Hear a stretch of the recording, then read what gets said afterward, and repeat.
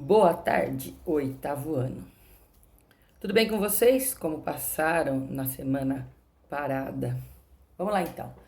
Eu vou falar sobre a aula do dia 21/8, o comércio mundial.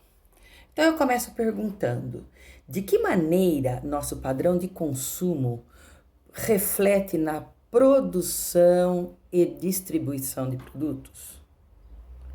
Se eu consumir mais ou se eu consumir menos, vai refletir nesse comércio, nessa produção e distribuição de produto? O que é comércio, gente? O que é comércio? É uma distribuição de produtos acabados, onde a matéria-prima se transformou num produto final e foi para a comercialização. É ou não é? Então, comércio na realidade, gente, é troca. O que eu troco? Mercadoria por dinheiro, não é? Pergunto novamente: consumimos pouco ou muito? Além do suficiente ou consumimos o suficiente? É claro que consumimos muito. Por quê? Porque o mundo capitalista, essa sociedade pela qual nós caminhamos dentro do contexto econômico, nos induz a comprar e consumir, consumir, consumir, consumir. Olha, você olha para uma pessoa, você qualifica essa pessoa pelas atitudes dela ou pelo que ela tem?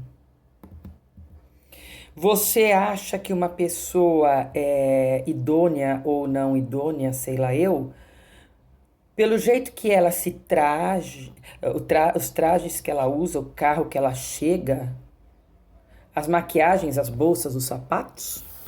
Ou pelo que realmente ela é, ela e suas atitudes? Vocês estão entendendo?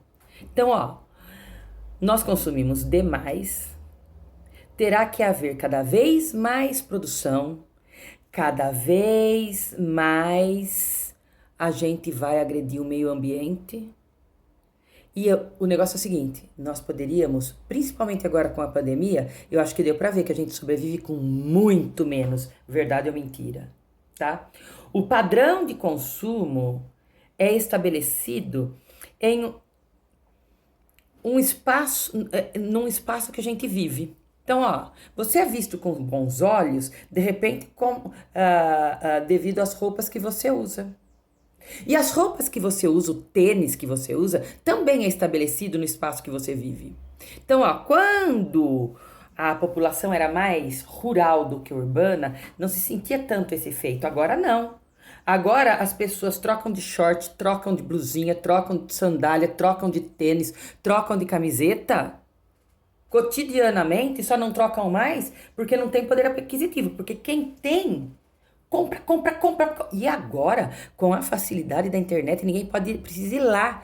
Com um clique, faz uma busca num site e manda vir, basta ter dinheiro. Então, a sociedade está impondo cada vez mais produtividade, porque está cada vez consumindo mais desnecessariamente. O planeta não vai aguentar 7 bilhões de habitantes que estamos indo para 8 nesse ritmo de consumo que nós viemos a parar. Entenderam? Bom, a ideia desse comércio mundial é o quê? Que se a gente consumir, alguém vai comprar, e se alguém vai comprar, vai ter emprego para alguém. Tá vendo como que acaba amarrando tudo, que você começa a achar que você deve mesmo consumir? Entendeu? O comércio mundial está concentrado nas mãos de pouquíssimos, tá? Quem são eles? Estados Unidos e China. Tá na mão deles. Tá nas mãos deles. Eles regem tudo. A loucura é tamanha que a sociedade estabelece a qualidade de uma pessoa pelo que ela tem e não pelo que ela é. Gente, isso é uma loucura. Você faz isso? Faz porque eu faço. Você dá credibilidade para uma pessoa, como eu também, pela maneira que ela está vestida. E quando a gente vê alguém meio maltrapilho, a gente fica desconfiado. Isso é horrível. Isso é terrível. O homem não vale pela casca, vale pelo seu interior. Entenderam? Bom, nosso comércio mundial é desenvolvido e organizado para elevar a produção, para desenvolver redes de distribuição e gerar uma economia cada vez mais globalizada. O tênis que eu uso aqui foi ditado à moda nos Estados Unidos, que usa na Inglaterra, que usa no Japão, que usa na China, que usa na Austrália, e assim vai, tá? Nosso padrão de consumo é insustentável. Há necessidade de produzir, então degrada o ambiente e exclui pessoas que não têm acesso a determinadas mercadorias, tá? Bom, o comércio mundial é marcado pela produção e consumo. E para isso funcionar, há constante e intenso movimento de redes de distribuição. Gente, para chegar à mercadoria, eu preciso de estrada. Para vender o produto acabado, eu preciso de estrada. É ou não é? Então, se eu abrir uma indústria, seja lá onde for, e eu oferecer emprego pela internet e por meios de comunicação, as pessoas vão sair da onde estão, que estão precisando de emprego, e ir lá. Mas a indústria só vai poder estar lá se houver acesso. Estrada, via de transporte. Porque sem via de transporte não funciona. Dá para vocês imaginarem isso? Bom, para observar, toda obra pública, em primeiro lugar, ela é feita para favorecer o quê? O comércio. Os caminhos por onde essas mercadorias vão passar. Tudo para fortalecer o comércio. Por quê? Nós não consumimos, então tem que produzir, tem que levar matéria-prima e tem que devolver o produto acabado. E aí vai abrir mais emprego, porque vai ter mais gente consumindo. E aí, cadê o ambiente, o meio ambiente? Então o comércio mundial tá chegando numa tal situação que não vai ter mais jeito, tá? Quanto mais se consome, mais necessidade se tem de matéria-prima, mais pessoas são deslocadas de seu espaço. Por exemplo, por que deslocadas do seu espaço? Por exemplo, os indígenas. Tem-se que tirar indígenas de suas próprias terras para construir uma hidrelétrica. Hidrelétrica para quê? Para fornecer energia para a casa das pessoas? Que nada! Para gerar energia para industrializar. Olha o que aconteceu lá no Pará, o ano retrasado, acho que 2017, 2018, fizeram uma hidrelétrica monstro, pegaram terra indígena, degradaram o ambiente. Pra quê? Por quê? Pra gerar energia. E pra quê?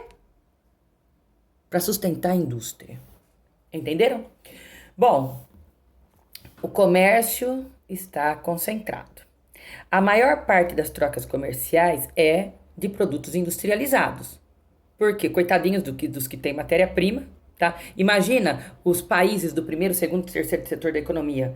Os países do primeiro setor da economia fornecem matéria-prima para os países que têm o segundo setor mais desenvolvido. Porque eles têm matéria-prima, mas não têm industrialização.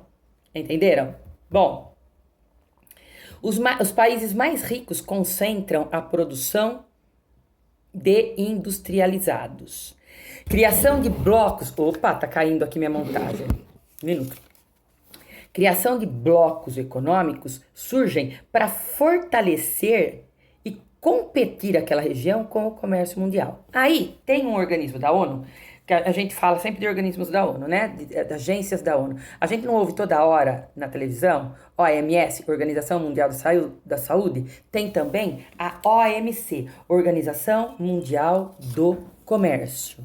Tá? O que é isso? É um organismo que foi criado para regular o comércio mundial e minimizar as competições desse mercado para que países mais pobres não quebrem a economia.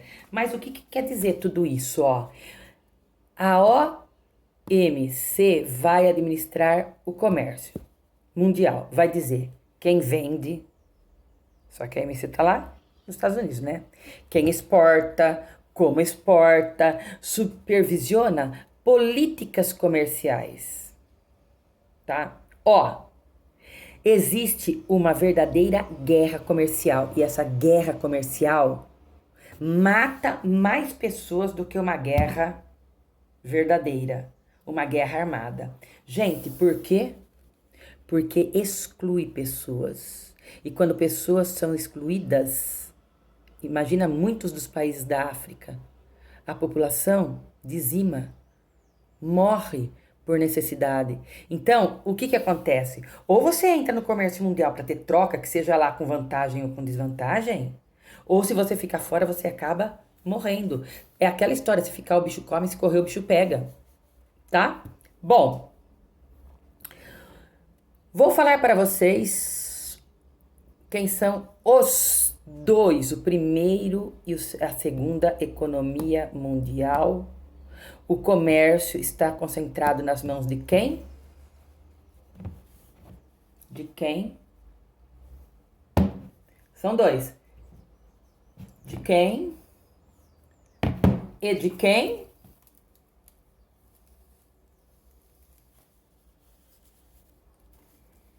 O comércio mundial está concentrado nas mãos dos Estados Unidos e da China, tá? A China, gente, exporta produção industrial e tem baixíssimos custos de mão de obra.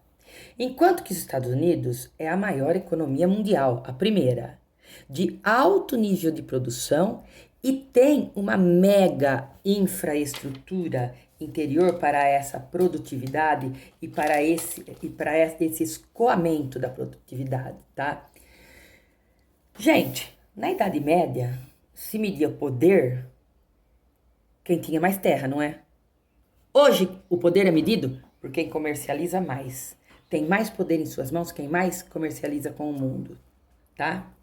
O que aconteceu na China? A China, para entrar nessa competitividade, convidou muitas indústrias para irem produzir lá no seu território, porque a mão de obra lá é muito grande. Tem muita mão de obra, tá? E, contudo, ela vai ter muitas indústrias e começa a ter infraestrutura para tudo isso. Então, foi muito esperto, porque começaram a se organizar, tá? E gerou grande produtividade, tá? Aí o que a gente vê também? Essa guerra do comércio. Os Estados Unidos retaliou a China retaliou os Estados Unidos, isso tudo em janeiro, por conta de produtos e de briga entre eles. Isso pode gerar um problema que a comunidade mundial, o mundo todo pode sofrer consequências. Então a gente tem que ficar muito atento. Apesar de que a gente não tem muito o que fazer, a pandemia estagnou tudo, parou com tudo isso. Mas era gravíssimo o que estava acontecendo. Em janeiro foi perigosíssimo acontecer uma guerra propriamente dita, por conta de comercialização de comércio mundial. Bom, existem desequilíbrios de forças no comércio mundial, tá? Então tem que ter medidas protecionistas, existem medidas protecionistas dos países ricos, então os países ricos têm uma proteção. Por exemplo, vou te explicar. Ocorre alguma coisa na agricultura, o governo vai lá e banca tudo que ele perdeu. Aqui tem isso. Coitadinho do produtor rural, perde até as terras no fim. Porque ele faz empréstimo para uma colheita, dessa colheita ele paga aquele empréstimo e assim vai. Se ele perde uma colheita, como ele paga o empréstimo? O empréstimo está amarrado com a terra. Então, ó, isso é uma medida protecionista. Outra coisa, barreiras alfandegárias. Os grandões podem falar, no meu país entra produto daquele lugar, sei lá, os Estados Unidos, entra produto da China, que foi o que eles fizeram, taxando um imposto lascado em cima. Vão comprar? Não. Não vão comprar. Por quê? Porque é muito mais caro. E a outra coisa, subsídios agrícolas, que gera um desequilíbrio comercial imenso. O que é um subsídio? É assim, ó. Os países ricos, além de serem ricos, eles pegam, dão para o produtor rural em espécie, em dinheiro, uma parte para ele produzir algo necessário. Por exemplo, nos Estados Unidos tem o subsídio do milho. Então o governo dá um dinheiro para produzir milho. Ele me dá esse dinheiro, o custo do meu produto final vai ser bem mais barato do que o outro país que não tem subsídio, não é? Os países, coitadinhos, mais pobres, subdesenvolvidos, que não têm subsídio, jamais vai conseguir vender para um desenvolvido a tua produtividade excedente, porque eles não vão comprar, eles têm mais barato. Então, gente, o subsídio é um crime perante os mais necessitados. Teria que ter para todo mundo ou não ter para ninguém. Por quê? Se eu ganho um dinheiro para produzir alguma coisa, meu produto final vai ficar mais barato, não é? Isso é uma lógica. Bom, o mercantilismo chega ao fim no transcorrer da Revolução Francesa, não é? Mas continua até hoje, onde as metrópoles comandam as colônias. Nossa, dona, mas ainda existe isso? Só mudou a história. Os desenvolvidos comandam os subdesenvolvidos, tá? Então era isso, ó. O que a gente tem que saber de comércio mundial é que tem que ter uma regra, e existe. E é um perigo, porque pode virar uma guerra. O que é guerra? Por quê? Porque eu quero vender. Antes a guerra era por terra, agora é por comércio, por competição de invadir o mercado do outro. Entenderam?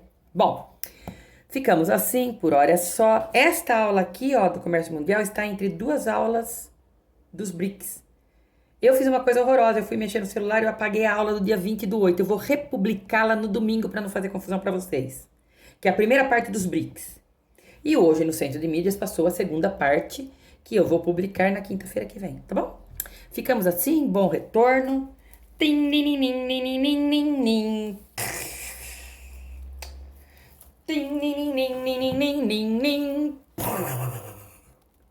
Tchau, fiquem com Deus e usem máscara. Até breve, segunda dou meus recados. Tchau, saudade de vocês.